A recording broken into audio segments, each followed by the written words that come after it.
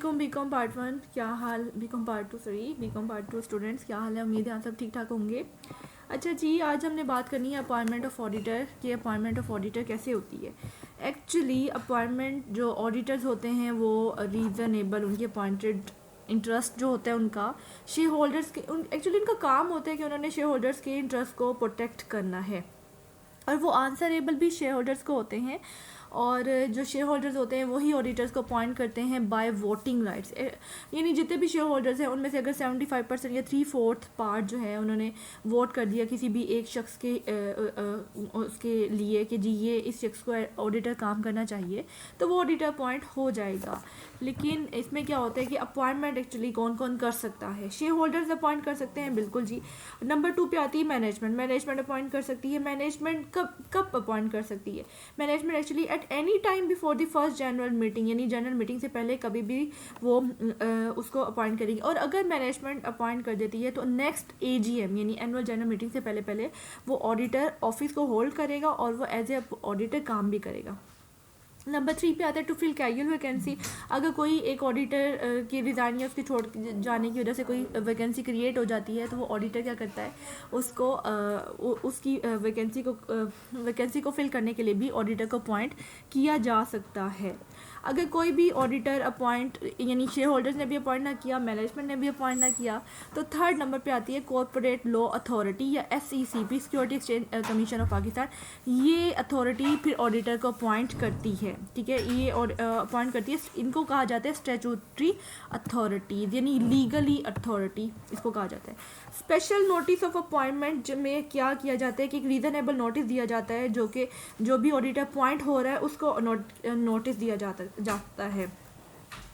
ये किसको दिया जाता है? एक रिटायरिंग ऑडिटर, ताकि यानी कि रिटायरिंग ऑडिटर का मतलब है जो जिसकी वजह से वैकेंसी क्रिएट हुई है, ठीक है, या जो जिसको निकाल दिया गया, ये जो छोड़ के चला गया, वट एवर उसकी रीज़न है, तो स्पेशल नोटिस दिया जाता है कि to appoint an auditor other than the retiring auditor. Retiring auditor के अलावा जिस ऑडिटर को भी अपॉइंट किया गया उसको एक स्पेशल नोटिस दिया जाता है जनरल मीटिंग्स के अंदर टू फिल, जो ऑडिटर वैकेंसी को फिल कर रहा है उसको स्पेशल नोटिस दिया जाता है।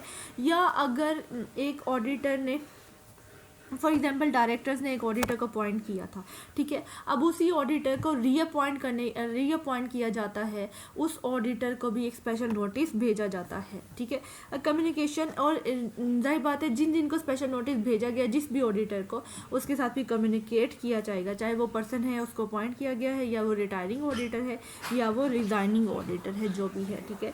Legal position regarding the appointment जो मच इंपॉर्टेंट है। लीगल पोजीशंस क्या होती हैं? कंपनीज ऑर्डिनेंस 1984 हमें क्या बताता है about the appointment of the auditor. Companies ordinance 1984 हमें बताता है कि इसमें हमें the first auditor of the company shall be appointed by the directors within 60 days of the date of the incorporation, यानी कि काम शुरू होने से 60 दिन पहले डायरेक्टर्स को पहला ऑडिटर अपॉइंट करना होता है। डायरेक्टर्स यानी कि मैनेजमेंट।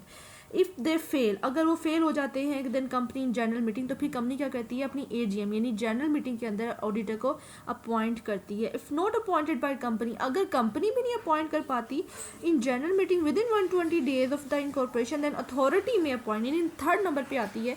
एक्चुअली क्या होता है कि सबसे पहले शेयर होल्डर्स अपॉइंट करते हैं 120 days पहले। अगर शेयर होल्डर्स अपॉइंट नहीं कर पाते तो डायरेक्टर्स अपॉइंट करते हैं बिफोर 60 days।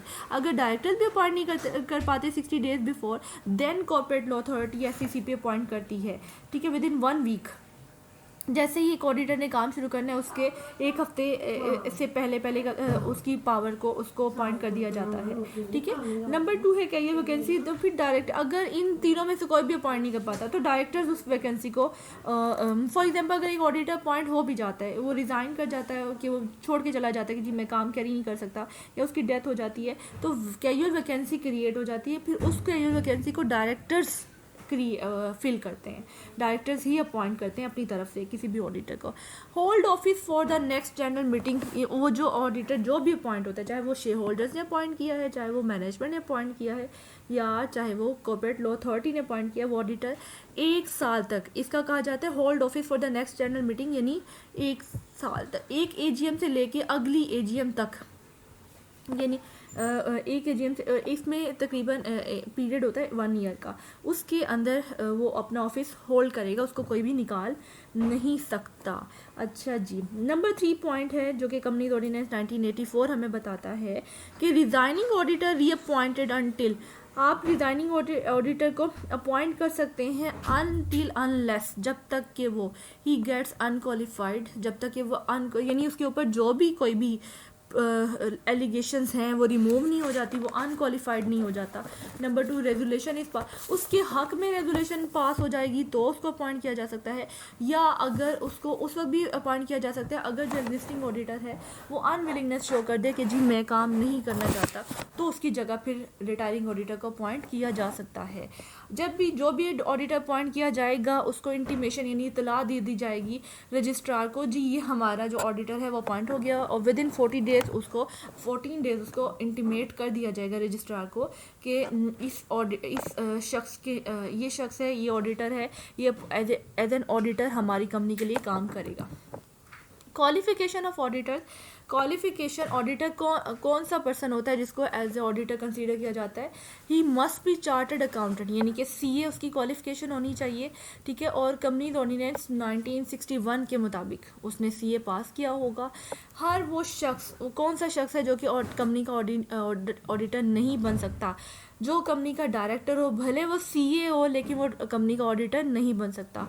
बॉडी कॉर्पोरेट यानी कि वो शेयर होल्डर्स या मेंबर हो सकता है कंपनी का, employee, spouse of the director यानी कि हस्बैंड में हो या वाइफ हो, कोई भी डायरेक्टर की हो, वो डायरेक्टर एक कंपनी का एम्प्लॉई है और उसकी वाइफ सीए है या उसका हस्बैंड सीए है, तो वो दोनों भी कंपनी का एज एन ऑडिटर काम नहीं कर सकते। इनडेटेड यानी कि उसने उससे कर्जा लिया हो उस कंपनी से। डिस्क्वालीफाइड ऑफ द पर्सन, अगर कोई पर्सन जिसको किसी कंपनी ने डिस्क्वालीफाइड कर दिया ऑडिटर, तो वो भी ऑडिटर के तौर पे उस कंपनी के लिए काम नहीं कर सकता। रीम्यूनरेशन ऑफ ऑडिटर, रीम्यूनरेशन ऑफ ऑडिटर का मतलब है कि ऑडिटर की जो रीम्यूनरेशन है या वो सैलरी है वो कौन फिक्स करेगा, वो मेंबर्स यानी कि शेयर होल्डर्स फिक्स करते हैं, जिसने अपॉइंट किया एक्चुअली वो फिक्स करता है, चाहे वो मेंबर्स हो, चाहे वो डायरेक्टर्स हो, चाहे वो अथॉरिटी हो। अगर इन तीनों में से किसी ने नहीं किया तो फिर जिसने भी एनुअल जनरल मीटिंग में जिसने अपॉइंट किया होगा वो ही कंपनी को क्या करेगा, उसका रीम्यूनरेशन को फिक्स करेगा, ठीक है। दैट्स ऑल, ये थी appointment of auditor. It's important topic, you have to prepare for the exams and you have to prepare well for the exams. Okay, hopefully you get it. Take care, अल्लाह हाफिज़।